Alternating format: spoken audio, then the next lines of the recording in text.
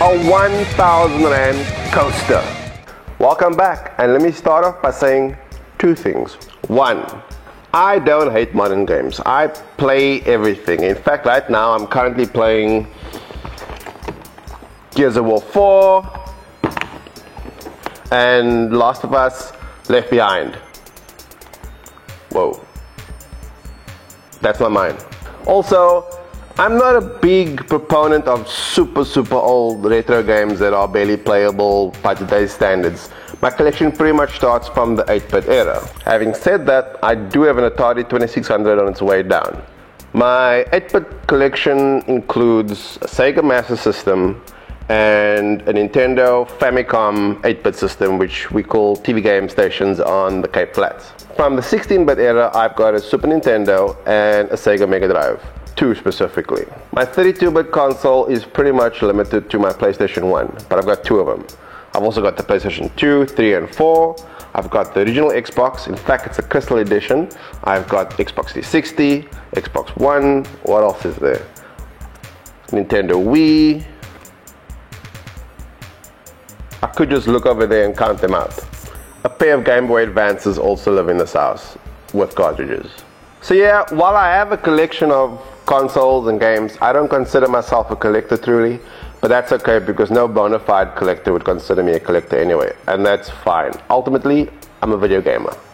That brings me to retro games and my love for retro games. See, I'm a product of the old arcade games. I cut my teeth in little cafes, little shops on the corner, big arcade rooms like Wonderland where I could play my favorite 80s and 90s video games. Right up until the moment, the last few generations of consoles, basically their graphics superseded what was out there in the arcades, and also before online gaming essentially killed the local multiplayer aspect of video games. But that doesn't mean I prefer retro games. In fact, my problem with modern gaming is actually very simple. I'll explain. The greatest perk of having pretty much most of the mainstream consoles, the bulk of them in fact, means I can walk into any cash converters, cash crusaders, pawn shop in general, any flea market in town, and pretty much pick up anything I want, knowing full well that I can take it home, jam it into a console, and start playing immediately. No hassle, no fuss. Now compare that to the day I got my Xbox One. It came with Forza 5 pretty much on a piece of cardboard. I had to download it before I could play, and it was a 40 gig download.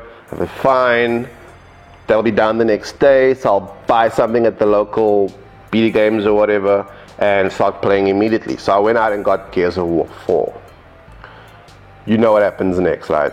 So I stick it in and it tells me 26 gig update. So no gaming will be done on this day. Fine. Since then, there's been a tiny window of opportunity to actually play the game before, guess what, another 26 gig update before I could play it some more. That's modern gaming. You're not buying games anymore. You're buying freaking coasters.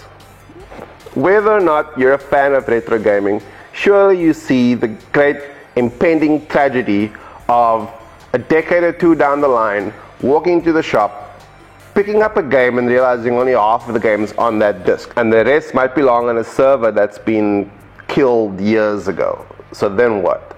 I just want to get joystick deep in my games.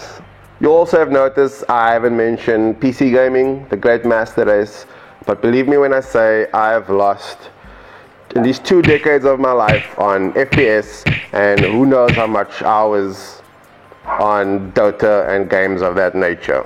And honestly, no one needs to really know how much of a nerd I am. As a side note, I'm not a big fan of emulation, but as you've noticed, I've got something running and I've got to explain. So, the Crystal Xbox that I bought, the previous owner actually had an emulator installed with like 4,000 classic arcade games. Obviously, I don't have that many games, but I've got quite a few of these games already on my consoles. And I can't ignore the ease of use, the convenience of having 4,000 games at my disposal using an Xbox controller, using the Xbox's native 480p resolution on my LCD TV. It's bliss. I regret nothing. That's all for now. Hope you enjoyed this video. Hope you're subscribing, hope you're liking, hope you're sharing, and that's that. Thank you. That's a terrible question. Maybe Street Fighter 2. Ask me tomorrow. Of all time? Sega Mega Drive. Maybe. Off the top of my head, Red Dead Redemption. Rygar. Yeah, frickin' Rygar. So sometimes you come to the market and you look for games. And then some days you get an impressive haul. And then days like today, all there are sports games and singing games. So I bought the shelf instead. That's fine.